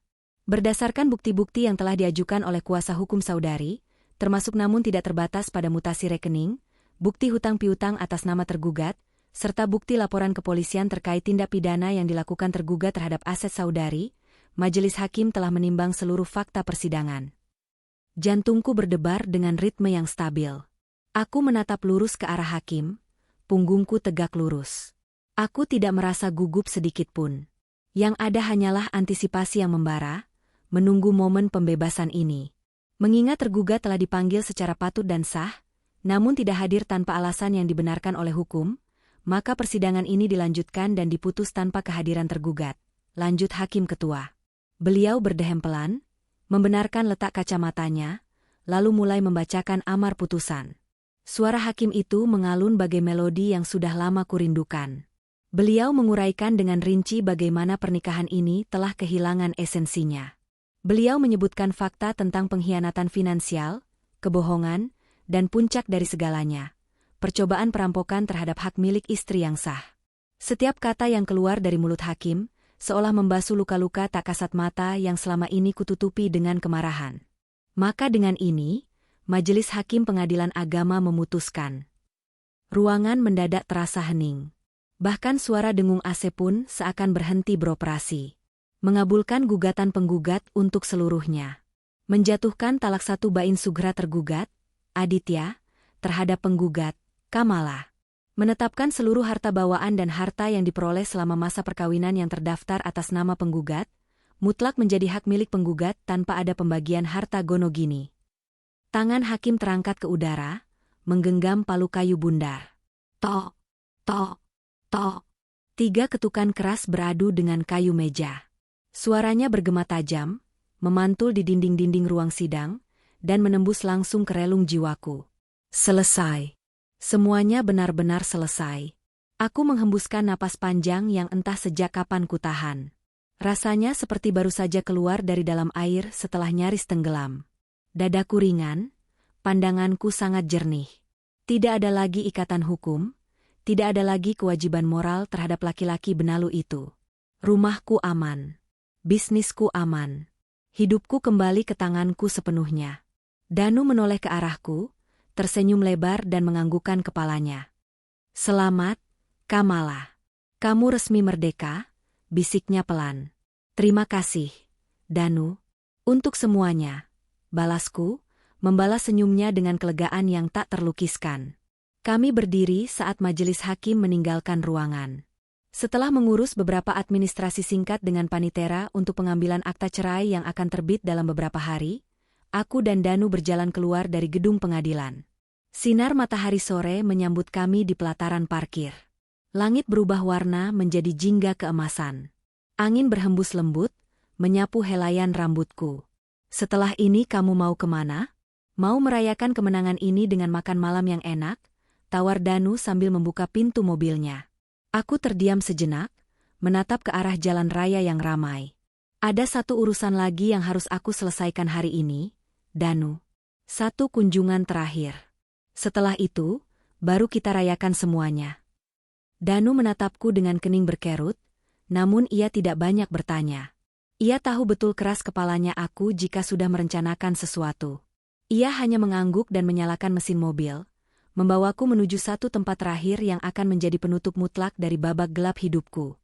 Bau khas disinfektan murah bercampur aroma keringat dan ruangan lembab langsung menyengat indera penciumanku begitu aku melangkah masuk ke ruang besuk rumah tahanan. Suasananya suram dan menekan. Di depanku, terdapat deretan bilik yang disekat oleh kaca tebal yang kusam. Di bagian bawah kaca, terdapat lubang kecil berbahan logam yang dilubangi mirip saringan untuk jalur suara. Aku duduk di kursi plastik biru yang catnya sudah mengelupas. Tanganku bersedekap di dada, menunggu dengan sabar.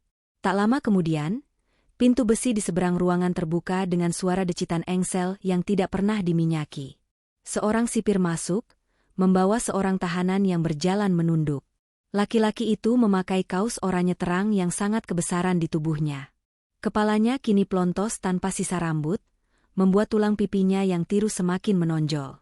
Ada memar kebiruan di sudut pelipis kanannya, mungkin akibat gesekan dengan sesama tahanan, atau karena ia terjatuh di kamar mandi sel.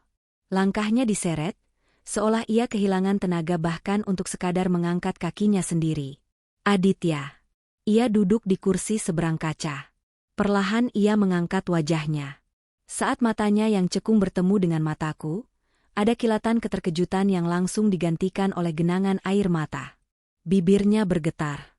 Ia menempelkan kedua telapak tangannya di permukaan kaca yang memisahkan kami, menatapku seperti seseorang yang sedang melihat malaikat penyelamat turun dari langit. Aku tidak membalas ekspresinya. Wajahku datar, dingin, dan tanpa simpati. Kamala. Suaranya terdengar pecah dan serak dari balik lubang logam itu. Kamu datang, kamu benar-benar datang. Aku tahu kamu gak akan sejahat itu membiarkan aku membusuk di sini. Kamu sudah cabut laporannya kan?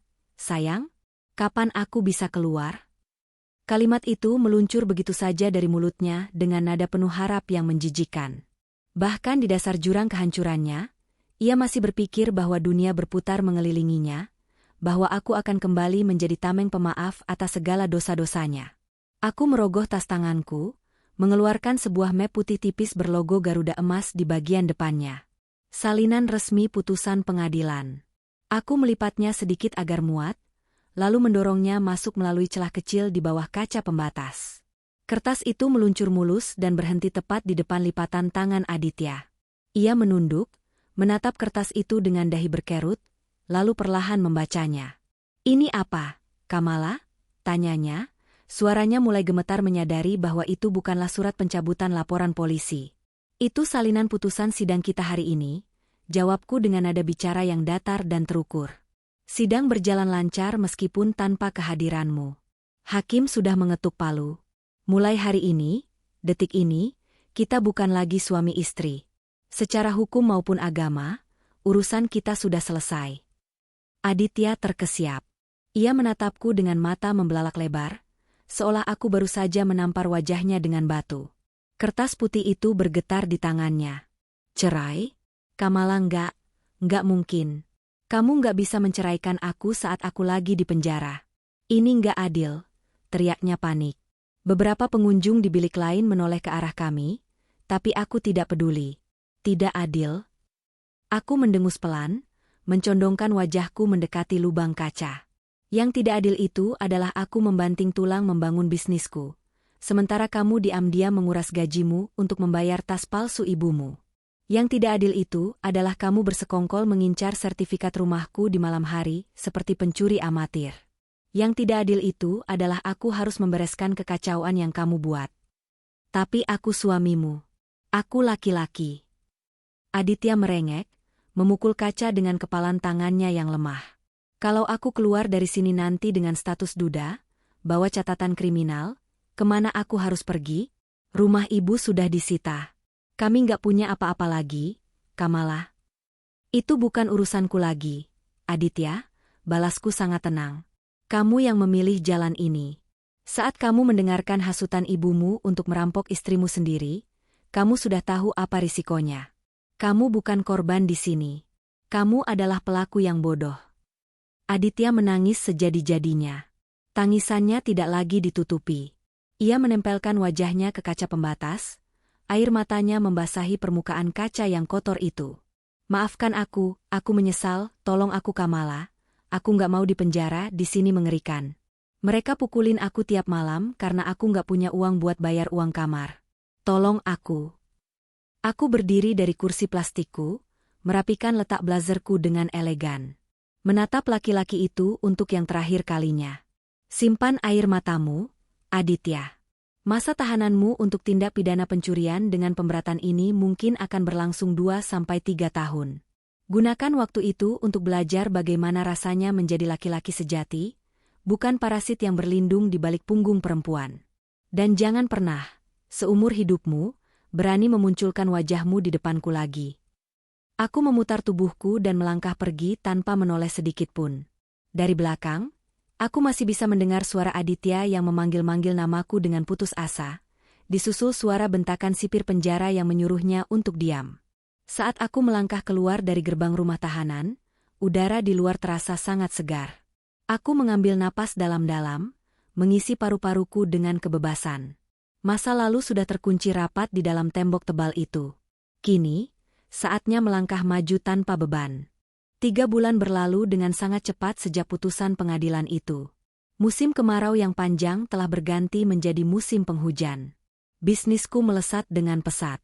Tanpa adanya kebocoran dana untuk menutupi hutang-hutang gaib Aditya, dan tanpa tekanan psikologis dari keluarga benalu itu, aku bisa fokus penuh untuk mengembangkan butikku.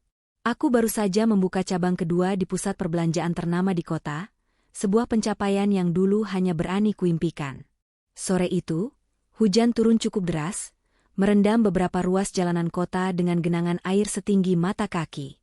Aku sedang mengendarai mobil SUV baruku, hadiah untuk diriku sendiri atas keberhasilan pembukaan cabang kedua. Aku dalam perjalanan menuju ke sebuah pabrik garmen di pinggiran kota untuk mengecek sampel kain produksi terbaru. Jalanan macet parah karena ada angkot yang mogok di tengah perempatan. Aku menyalakan musik klasik dengan volume pelan, menikmati suhu hangat dari penghangat mobil yang kontras dengan cuaca basah di luar. Saat mobilku merayap pelan di dekat area pasar tradisional kumuh, mataku tanpa sengaja menangkap sebuah pemandangan di trotoar pinggir jalan. Di bawah guyuran hujan lebat, Sesosok wanita tua sedang berjalan tertatih-tatih tanpa menggunakan payung. Ia memakai sebuah plastik kresek merah bekas yang robek di bagian atas, dikenakan sebagai penutup kepala dadakan. Pakaiannya adalah daster yang sudah sangat pudar warnanya, kotor oleh cipratan lumpur jalanan. Tangan kirinya memegang sebuah karung goni kecil, sementara tangan kanannya memegang sebuah payung rusak yang rangkanya sudah patah, digunakan sebagai tongkat penyangga tubuhnya yang bungkuk. Aku menajamkan pandangan, menyeka embun di kaca mobil dari dalam.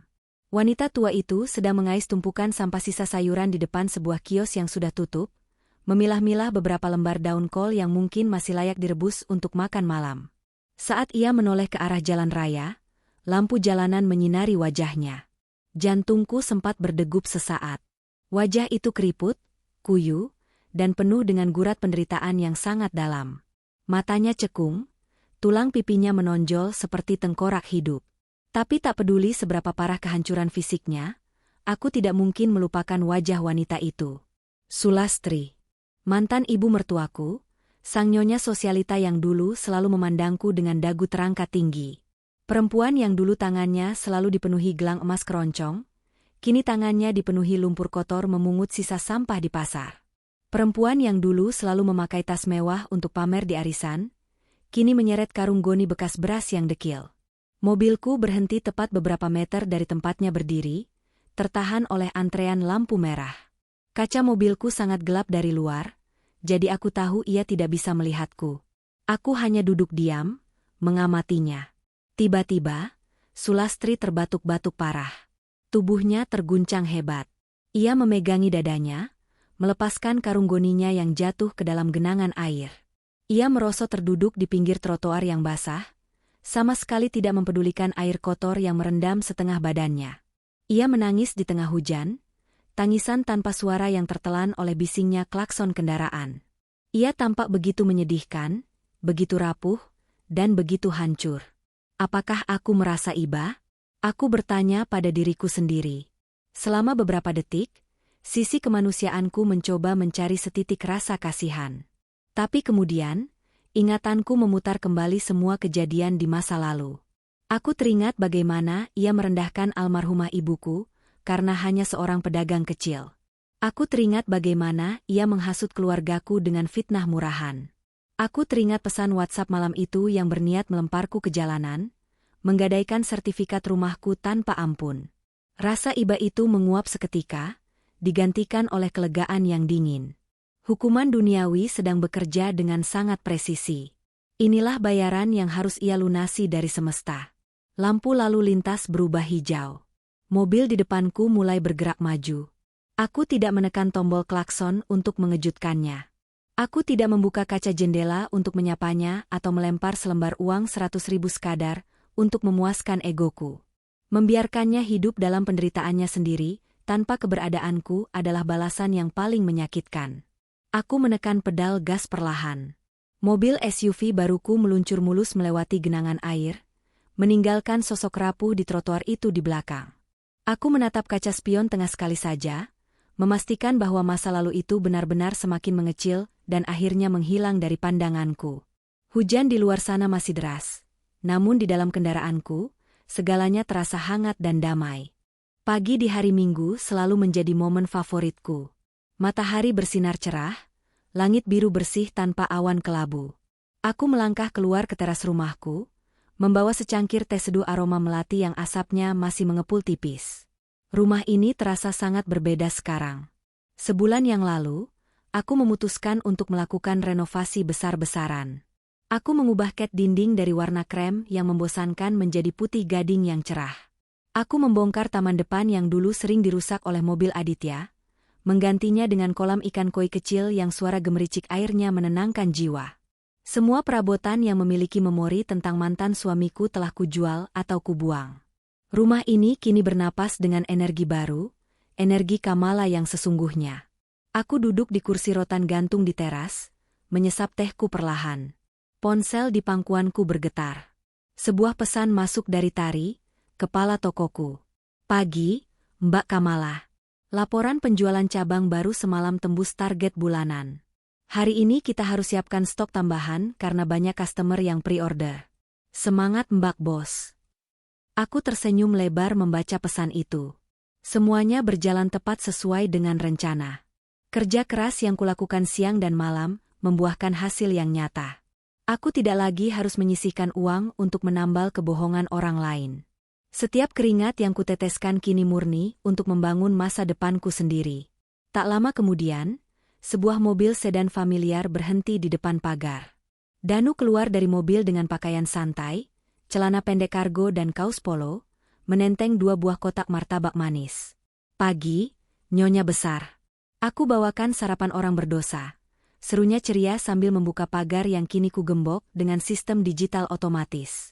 Aku tertawa renyah, bangkit dari kursi dan menghampirinya. "Danu, tumben sekali hari libur begini mampir pagi-pagi? Tidak ada jadwal lari pagi?" "Lari pagi sudah lewat. Sekarang waktunya mengumpulkan kalori lagi," candanya sambil meletakkan kotak martabak di atas meja teras. Ia duduk bersandar, menatapku dengan sorot mata penuh kebanggaan. "Kamu kelihatan sangat berbeda, Kamala. Wajahmu bercahaya. Beban di pundakmu sepertinya sudah benar-benar hilang." Aku mengangguk pelan, menatap langit pagi yang cerah. "Memang hilang, Danu. Kadang aku berpikir, kalau malam itu aku tidak terbangun dan membaca pesan di HP Aditya, mungkin hidupku yang akan hancur lebur sekarang. Mungkin aku yang akan menangis di pinggir jalan dikejar rentenir." Danu mengambil sepotong martabak keju dan menggigitnya. "Itu yang namanya insting bertahan hidup, Kamala. Kamu orang baik, Tuhan masih melindungimu dengan cara membangunkanmu malam itu. Dan yang lebih penting, kamu bertindak cerdas. Kamu tidak menggunakan otot atau emosi untuk melawan mereka. Kamu menggunakan hukum dan fakta. Itu yang membuat mereka hancur dengan sendirinya." Aku tersenyum membenarkan. Mereka menggali lubang untuk menguburku, tapi mereka sendiri yang terperosok ke dalamnya. Kami menikmati pagi itu dengan obrolan ringan tentang rencana ekspansi bisnisku ke kota sebelah, dan sesekali menertawakan hal-hal kecil. Angin pagi membelai wajahku dengan lembut. Disinilah aku sekarang. Kamala. Perempuan mandiri yang tidak butuh validasi dari siapapun untuk bahagia. Aku pernah terluka, pernah dikhianati, dan hampir kehilangan tempatku bernaung. Namun dari abu pengkhianatan itu, aku bangkit menjadi versi diriku yang jauh lebih kuat, lebih tajam, dan lebih tak tersentuh. Aku meletakkan cangkir tehku yang sudah kosong. Menatap lurus ke jalanan depan rumah yang tenang. Langit hari ini sangat cerah untuk Kamala, dan aku pastikan, mendung tak akan pernah lagi kubiarkan masuk ke dalam duniaku.